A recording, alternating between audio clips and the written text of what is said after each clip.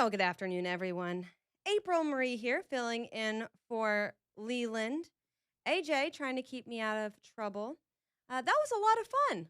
It That's was. It was. It's always good to actually hear from people like that, because you got to think about it. When you think about the Birmingham Water Works or the new Central Alabama Water, Yep.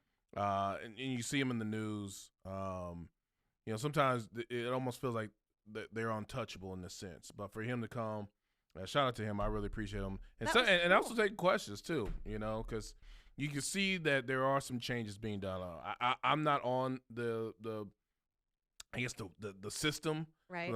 Maybe unless it is through Helena, but I'm in a whole nother. Oh, you're in a whole different water. Yeah. So, Area. but when I was under the Birmingham Works, man, it was It was a headache. it was. I showed him my bill. I was like, "Hey, let me show you this because yeah, it's there's a level of cray happening here that and it takes a minute to fix. One of the the last caller said, like people are, oh, you've been there 8 months, and I'm like, yeah, they've done a lot in that 8 months. But when the people are saying that, it's and I'm just making an assumption. It's really mainly because they look at their bill that hasn't changed. Right, that's fair. And there's those intricate details that are still a problem. Because like when I was under the Birmingham Waterworks board, when I lived in the county, um, it was I lived in an apartment, and most of the time I was at work. Right. And I get my And you my go wi- get your my bill. bill and my sewer and bill, and it's like X amount. I'm like, how? Yeah, that's me with my power bill some months. I'm like, wait. And like, how in the world is it that much? And then you try to get information. It's like it's like getting a root canal without Novocaine. Oh, painful. It's painful. Oh, Because no one has the answer. They transfer you to this department, and Yep. it's like, oh, well, then they were like, well, you need to go back. I was like, I just came from that department. That department told me to come to you. Now you tell me to go back to that. It's a thing. Yeah. Speaking of which, the caller who called and wanted to talk about there was the power company and Epstein files. Feel free to call back anytime in the next 2 hours. That the phone lines are open and will remain open. 205-545-9950. I wanted to remind you guys about Jawbone Jam. Jawbone Jam is coming up. Woohoo! Are you excited? Oh, I'm super excited. May 15th. May 15th. It is on a Friday. Okay. So, which is really good. 10 years of Real Talk 99.5. That's pretty cool. Yes. That's pretty cool. It's going to be a ticketed event. Were you here from the beginning? Nearly the beginning. I was no. Okay, no. I was around, but that was a whole. That's a a conversation for a different day. Okay. Yeah. Fair enough. But I was in spirit. Okay. For fair. the first one. But this it being 10 years, teaming up with Brother Kane and the Stone Horses and Cattle, all are going to be on one stage. It's going to be a fun event. Get your tickets now at Ticketmaster.com, or you go to IronCityBham.com for your tickets and information as well. But 10 years. That's a lot. That's a lot. I haven't been to a Jawbone Jam yet. I bet you have. I've been to the Christmas. Oh, okay. You've been to the spectacular Christmas extravaganza spectacular. Yes. Yeah. Yes. Well, because Richard has a way of inviting all the girls. And so for a while, get you to do a play. A while there, we were doing plays. So we had 2 Mhm. years of plays, and I missed this year's because the Christmas party was the same night as the 1819 Christmas party. Yeah. And so I didn't make it over to the 99.5 one, but I think this might have to be my first year going to Jawbone Jam. I think I'm start coming to if I ever get invited, Jeff. Or Brian Dawson. Fair.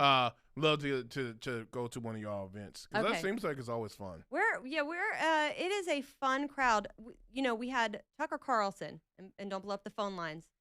We had Tucker Carlson this year, and it was something very cool about people are going to argue all day online about where Tucker's been, but it's Tucker freaking Carlson. Yeah. And I got, he did pictures with the staff beforehand, and so I was able to get a photo with him, which, by the way, in my photo, I am making the craziest face, and it's not fixable. So I have a picture of me and Tucker Carlson, but he and I were talking right beforehand, and somehow it was like mid-word or something, and my face was doing something really awful. So I although I have a picture, I don't have a picture Yeah, there's a of her. couple of like when you take a photo, there's a couple of things. There's little do nots Right. that you do when you are taking a photo. One is like have a conversation while taking a photo. Like I you know. gotta stop. Now I know sometimes people take photos just Yeah, just like this is a candid kind of thing. right. But it was one of those. I walked in, and a lot of people, I don't know if y'all know, most of y'all know this, but I moved to Birmingham, and I came directly off the Hill. So I was working for Congressman Paul Gosar. Well, Congressman Paul Gosar has been on Tucker a number of times, and Tucker has covered things that Gosar has done. And so I was kind of introducing myself, like, I've worked with your team before, back when I did Gosar's media, and he was like, Paul Gosar, and I had this like yes kind of face on, and then the guy was like photo and. Yeah. So at any rate, but 1819 News, we do have a yearly gala, and ours we just had ours, but they're already planning the next one. I'll work on getting you there. Leland one year, I was there. I was not, I'm not kidding when I tell you I was in the very back corner table, like they hid me from the world, and Leland's at like the head table, and I was like, "Dadgum." Ah. I credit Jessica for that. She's just, Oh yeah, they, she's they awesome. wanted her in every photo. That's Yeah, what happened. that's what it was. Leland was her tag along. Hey, hey. Love them both. Hope they're having fun wherever they are. Yeah, they're having a good time. Okay, well, so a lot happening on the national stage right now. Can I just tell y'all? And so we've gotten information. Information continues to be come out about the latest shooter, the shooter from the the hockey game. And he is a guy, and ugh, I will tell you this: when there was the Canada mass shooting, and they identified that man as a woman in all of the headlines, I have this like just straight to my bones, straight to my core. This it makes me angry because placating a man who wants to dress as a woman, even after his death, after his a horrendous murder spree, um, in it shows just a level of disrespect to your readership. It shows a level of disrespect to the truth. And AP did it, Reuters did it, all of the mainstream lamestream media outlets did it, and they're this time, at least because law enforcement is being clear that it was a man who shot his and I don't know if it was his ex-wife, or if they had divorced, or if they were still married, but the shooter, they're at least identifying him as a man. Eh, we have gotten to a point now where I truly feel like, first off, it feels like and I don't always take I take everything I see in the mainstream media with a grain of salt, because they're usually pushing an agenda. But even in this, in the shooting before, in Canada, um, the transgender ties cannot be ignored anymore. The Nashville shooting, the list goes on and on and on. And all of these are men who want to present as women. And the crazy thing to me is that we still have individuals arguing that men should be in women's restrooms, men should be in women's locker rooms, men should be in women's sports, and men should be in women's prisons. And there is no excuse. There is no excuse ever for women to have to tolerate this. But now what we're seeing is this violence. Somebody had put together, I don't know, and I'll find it and repost it on my X. I know I posted it the first time it was posted, but this montage of men who were dressed as women, and that's what they are, being women, threatening women.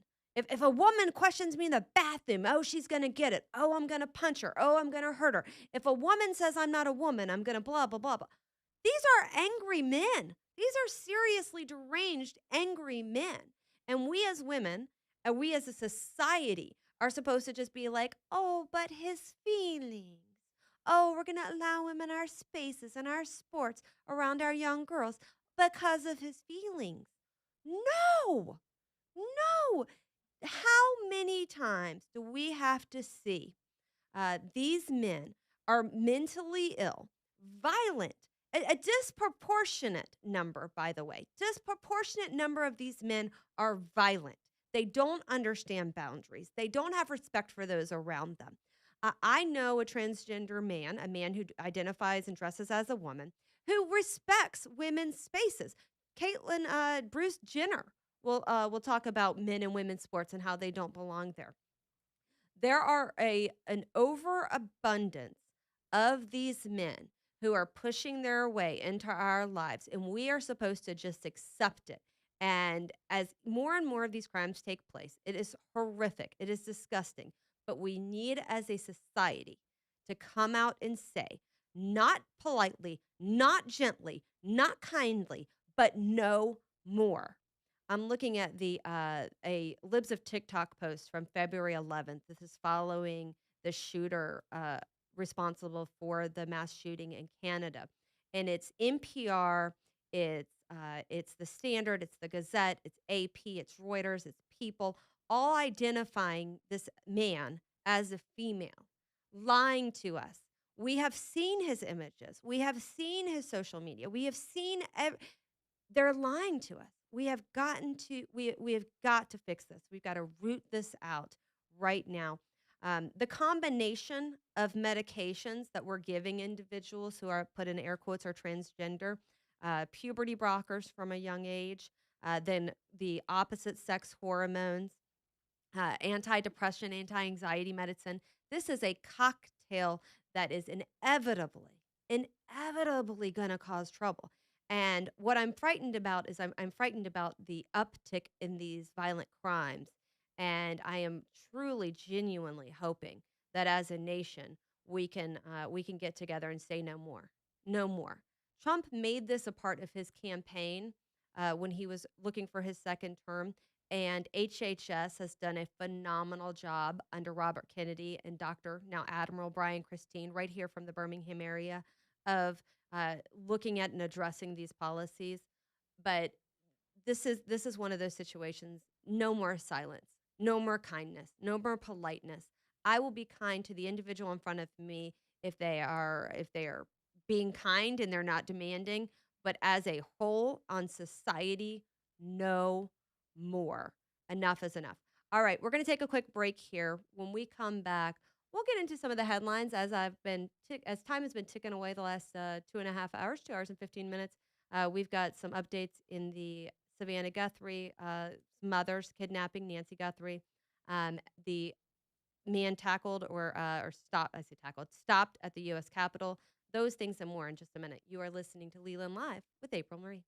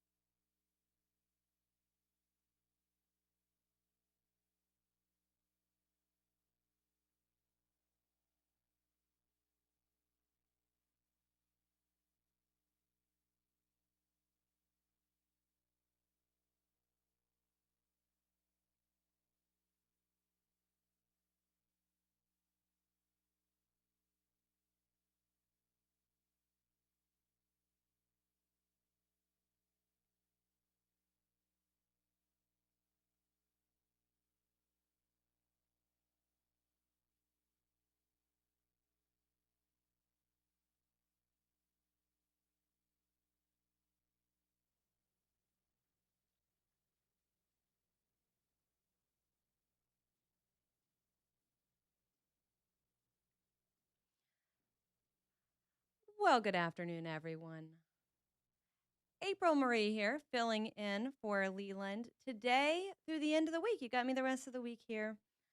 It is going to be great fun. I'm working on at least one guest each time, maybe not for a full hour like we just did, but I have seen and learned so much in covering the Waterworks board that I thought you guys would be interested in that. I was went into that last break talking about the man shooter who all these media outlets identifying as a woman. It's the hockey rink shooter. He just the day, and I'm looking at kind of some of the breaking news this afternoon or updates this afternoon. Warned about going berserk at an X post the day before the attack. Has been ha- air quotes misgendered before and lost his temper. If I had, and granted that I follow a lot of women who are actively engaged in protecting our youth from the transgender craze, from the queer craze, from the non-binary nonsense. Granted, I follow a disproportionate number of people involved in actively protecting our kids and women's spaces. But the number of videos I have seen of grown men raging against women as a whole, it's frightening. It's legitimately frightening. There's no place in a civilized society for these men who want to take away women's rights, and for that matter, for news outlets that have no problem writing that a woman is responsible for a crime that a man wearing a dress or a man who identifies as a woman has committed. All right, we've got Lena Lou on the line on talking about trans sports. Uh, Hi, welcome to the Let program. me tell you, if I had been born during this time, they probably would have tried to convince me that I was a man Mm, because I never liked dolls and I've always been extremely athletic. I mean, and I'm 5'9" yeah, and extremely athletic, and my sport was windsurfing. And there were no windsurfing sports for women. So I had to compete against men. And I did pretty damn good. But the thing is that they would have made me male. they would have told you. No, there's no making a female a male, but they would have darn sure tried to tell you you were a male. I actually had a pretty long conversation with a friend was defending this over the weekend. She and I were discussing uh, transgenderism and how young girls who are otherwise tomboys. Were you considered a tomboy when you were younger? Yes, I was a tomboy all my life because I was so athletic. Right. And that is happening. They're taking girls who are not girl enough and they're convincing them that they're a boy. They're taking young ladies who are lesbians and convincing them they're actually men. It's a pretty hateful movement down at the base of it. I thought it And was too because I told my sister, she said, I never played with Barbie dolls. I was never into dolls. And she was. But she said, do you realize they would have made you a male? yeah, they would have convinced you. And that is what's frightening is that's happening in classrooms all around the country. That's happening primarily. Kids are seeing this in seeing and hearing it within their classrooms, and they're seeing and hearing it on social media and through peer pressure. Well, Lena Lou, I am glad that you weren't forced into this, and I'm going to do everything I can to keep our kids from current day kids from having that pushed God. upon them too. Well, thank you, sweetie. All Bye. right, thank you. All right. I'm here looking at social media post from the account alleged to be from the man responsible for yesterday's shooting. Uh, Very apparent temper. His daughter gave an interview yesterday that's saying that he had severe mental illness. And I hate that we have fooled ourselves into thinking these super angry men who went into women's spaces and want to chew us all out have anything but mental illness. Uh, Kevin, am I saying that right? Kevin on the line. Yeah. Yes, it's Kevin. Yeah, everybody gets it wrong. I usually go by Kevin because it's just so much easier. But yes, yeah, I was just wondering. I mean, you do have a lot of people that they seem to be taken advantage of because of maybe self-conscious or mental problems, or they even say how people that are autistic are take advantage because it's, it's like a, hey, this will solve all your problems kind of thing. And some people are so desperate to not feel bad that they'll believe just about anything. But in cases like this guy, I mean, this was a big dude. There's no way, even as much as he tried, I guess, to look like a woman, there's no way he could have really looked like a woman. It's just he had the blue and green hair going on. It's like he obviously had some issues and wanted to pick a fight, and I guess this was his way of manifesting a way to do that. And I really wish he could have got help, because like I said, a lot of people that are having these mental problems either get taken advantage of or Yep. they fall for this this transgender religion thing. Yeah, and that's a very fair point and a very good point that this has turned into the LGBTQ movement has turned into its own version of a religion. The biggest personalities within this movement, the ones they follow online, it's almost like a cult. We see all the time these transgender these men who present as women, coaxing young kids and teenagers, young adults. I'll be your family. Leave your family. Your family doesn't understand you. They don't get you. And it's really sad and it's scary. Earlier I mentioned I didn't know if it was ex or wife, but it was his ex-wife. He has shot and killed his ex-wife, Rhonda, his son Aiden. Uh, the former in-laws were there at the game. Both are in critical condition, fighting for their lives. Um, the siblings, the young man who died had two siblings, a brother who's in high school, who's a hockey player, and a sister who is studying to be a nurse. It's really a tragedy. It is a tragedy, and those who are exploiting those with mental illness or vulnerabilities, it's wrong, it's evil, and we need to be calling it such. All right, taking a quick break. Thanks for the call, Calvin. I appreciate it. Back in just a minute. You've got April Marie here filling in for Leland.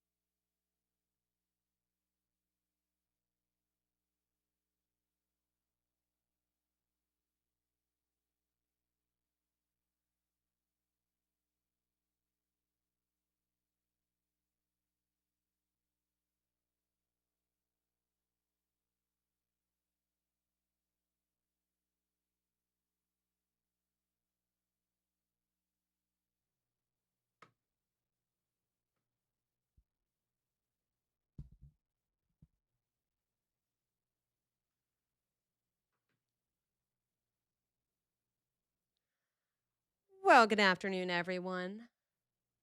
April Marie here, filling in for Leland today and the rest of this week. If you are not following me on X, get on over there. It is APRYLMARIE.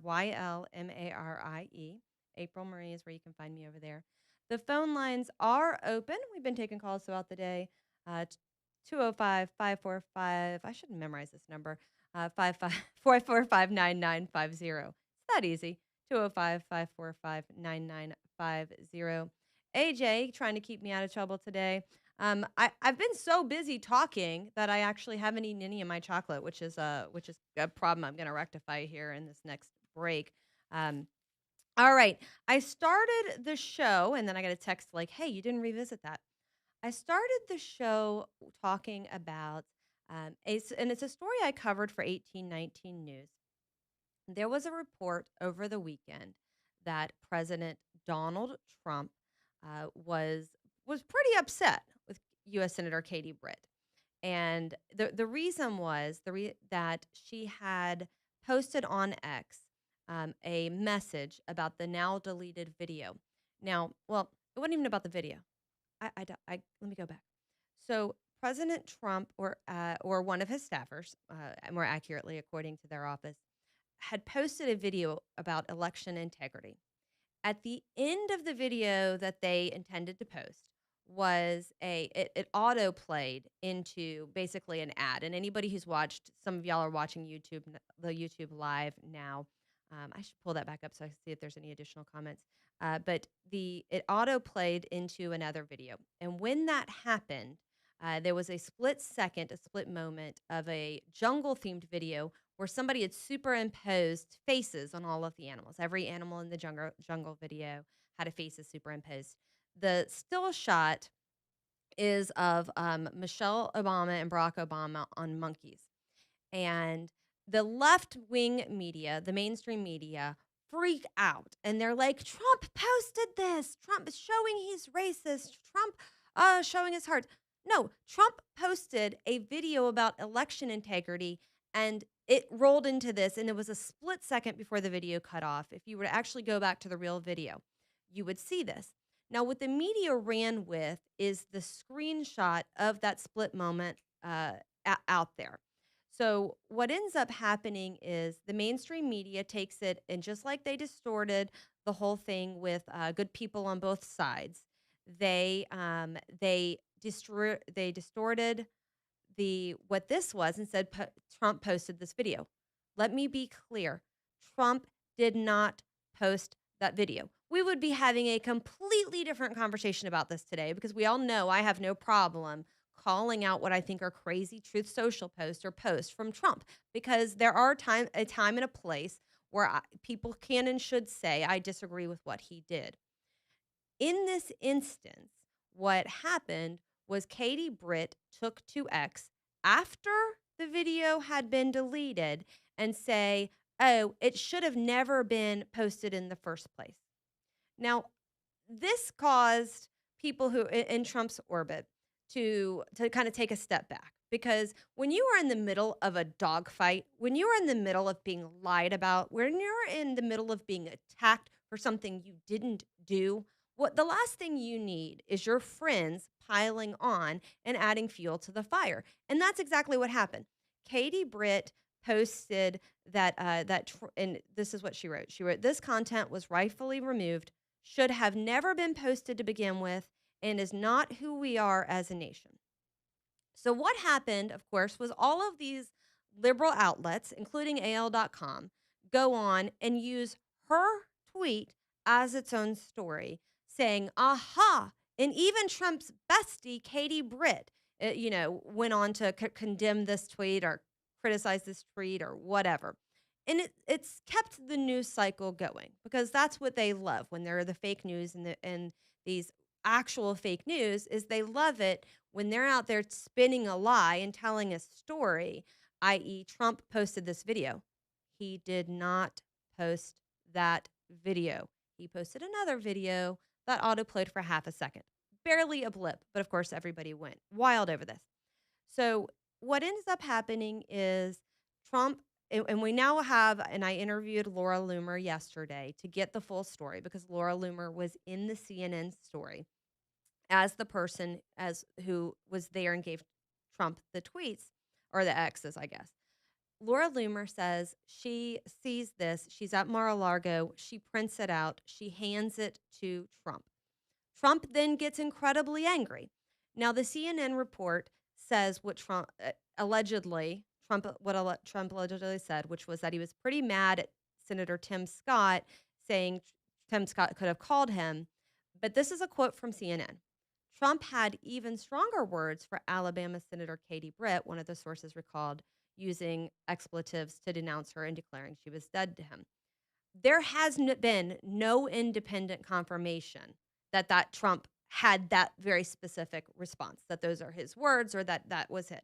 But what we do have confirmation of is yesterday, Laura Loomer confirmed she was the person who gave Trump the printouts of the messages and that Trump was unhappy.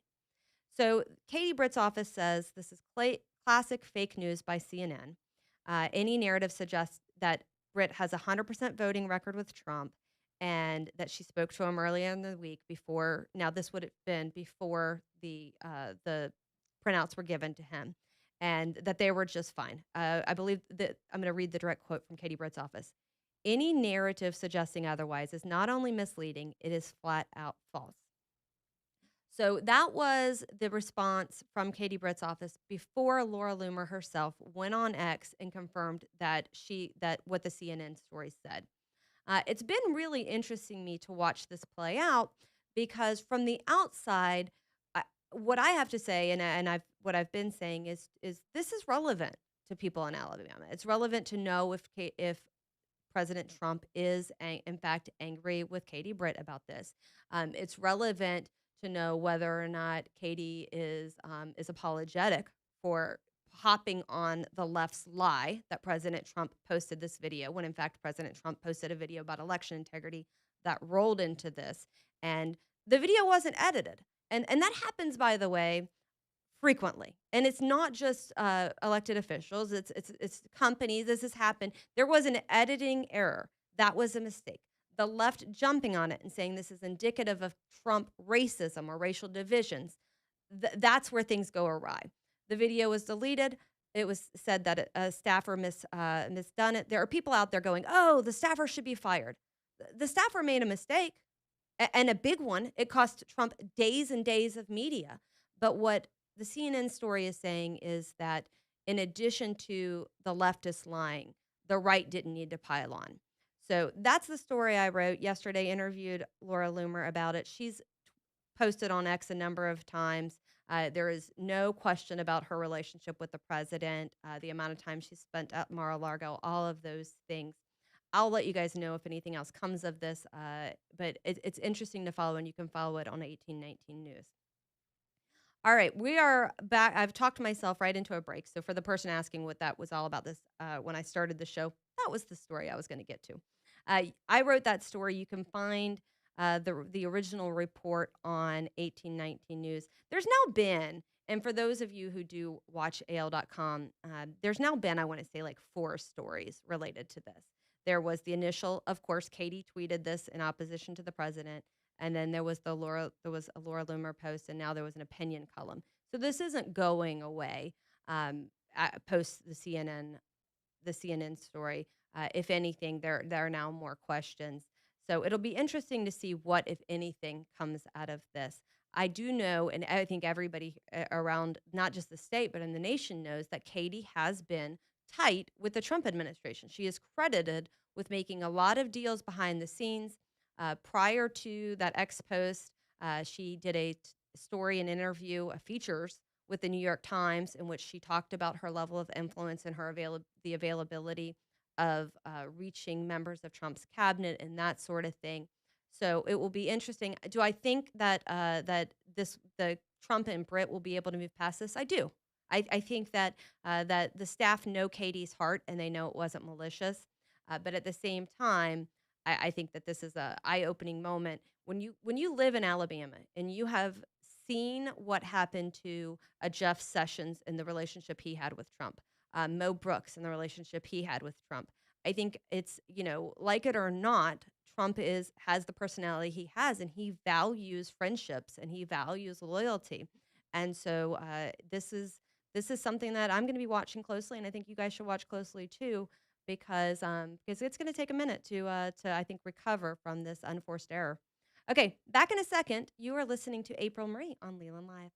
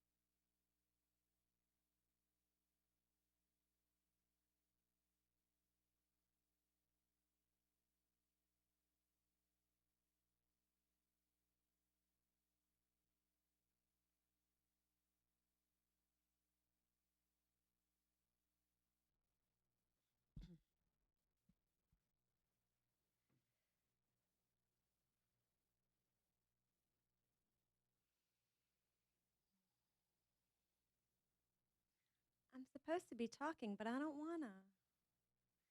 I like it when you play good music. Good afternoon, everyone. April Marie here, filling in for Leland. I'm looking in the at the YouTube. If you're streaming us on YouTube, I look really washed out today. I've got to work on this tomorrow. If I'm going to open the bright lights up in here and be Mm. on camera, apparently I need some sort of like stage makeup or something because I'm looking at myself and I'm looking rough over there. And we'll work on that tomorrow. I promise. All right, April Marie. Let's see the things we've talked about today. Thrilled to have had Jeff Brumlow on with me for an hour. He is one of the new members of the Central Alabama Water Board, which I started covering for 1819 News shortly after the bill passed, knowing nothing of the Water Board. It's actually probably been. So I started with 1819 News in January of last year. So it's been about 13 months. But the things I have covered have been things that I don't traditionally cover. Like I keep up with what's happening in the state house because I'm always intrigued by how little they can get done there in way of conservative bills. I keep up with DC, what's happening in Congress there, in our headlines there, what's going on, national news. But up until this last year, I wasn't as concerned about our municipalities. I didn't know anything about our utilities. And now I'm learning, and you can't like unwatch. I kind of wish I had been watching back when the old board was there to watch them dig this hole that the new board now has to get them out of. But it's been interesting. Before I get into some of the state topics, which I intend to do starting this final hour, is I wanted to talk about some of the local stories I've been covering. Last night, I wrote about the fact that yesterday, at a special called meeting for the Homewood City Council, they approved a resolution making an offer to what would be the city's first city manager, not an interim city manager, not an acting. They've had several of those, but the first permanent city manager. And they decided to make that offer to a man who had been at the city for years now, Cale Smith. Cale Smith has been a city engineer and has been acting. Now, what's interesting about the city of Homewood, and the people don't live in Homewood, just humor me for a minute. What's been interesting is watching this transition and a shift in government because the city got to vote on a referendum to switch their form of government. Watching those municipal races this year, it's been interesting to watch the different power shifts. Homewood has a new mayor. Hoover has a new mayor. Oh, before I get into Homewood, can I just say how great it is to watch Hoover City Council meetings and watch just the levity in which they do their job, the camaraderie between the members of the city council and the mayor and the staff, and it's a whole heck of a lot lighter than it has been in years where there's just been this very contentious back and forth, sometimes even arguing on um, before and during and after meetings. It's been wild to see and it's going to be interesting to see how much they can accomplish. But City of Clay, the new mayor there has changed. I actually went to the website last night. A bunch of budget documents now online. There's new municipal elected officials all over coming out of last year's elections, and I want to encourage everybody to wherever you are in the listening area, and if you're somebody listening from out of state, pay attention to yours too, because it matters. It matters who these elected officials put on your planning and zoning boards. It matters how they're managing your budget. Bringing me back all the way full circle to the city of Homewood. The city of Homewood has had problems. I mean, very big problems. They had someone who was indicted and went to jail for stealing, and I don't want to get the number wrong, but it was up towards $1 million. It turns out he had attempted to take more, but the bank caught and flagged and denied some of those transactions. But then they had a instance where one of the local TV stations did an in-depth investigative series into the use of credit cards. One of the things Brumlow said when he was here talking about the waterworks is that their audit found the same thing. These are important things. So, City of Homewood, moving to that new as they transition into the new form of government. Cale Smith is who they chose. According to Mayor Andrus, the city received 61 applications. They then whittled that down their new director of human resources, with Sam Gaston, a familiar name if you've paid attention to anything going on in the central Alabama area. Sam Gaston was with the city of Mountain Brook for years, maybe decades. They selected 14 candidates. 11 of them were interviewed. They then got that down to 5, and they decided to stay with someone who had experience right here in the city. Now, one thing, it was nearly unanimous. One city councilman, Councilman Chris Lane, uh, he said, while he was a fan or is a fan of Cale Smith, he wanted to see, and he said, I'm going to quote him. He said that he wanted to see, he said, I'm personally looking for, and I ran to pick the most qualified city manager out there. He then detailed how one of the applicants had that experience, had the experience they were looking for. He said, the question is, what does Homewood really need?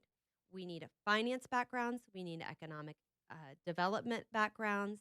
Those are the things I look for in the applicants that are here. And he gave his support to a different candidate. Uh, At the end, so he voted against the amending the offer to make the offer to Smith. He then, once that was approved, then he joined them, and they unanimously made that resolution go through. So there were 2 votes last night.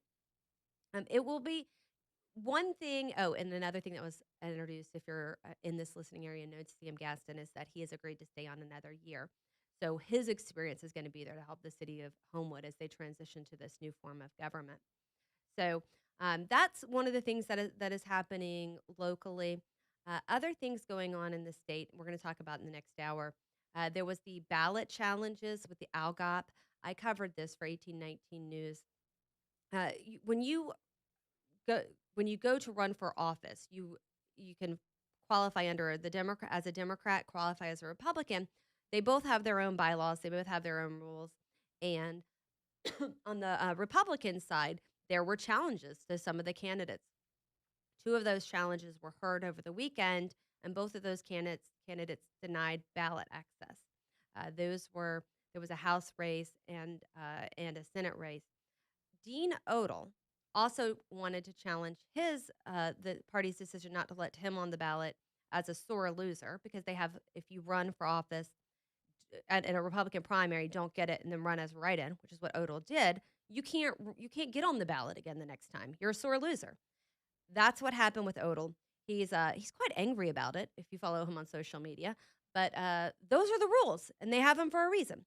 All right, back in a second, we'll get back into some of what's going on in Montgomery this week. Hold tight for that. This is April Marie filling in for Leland.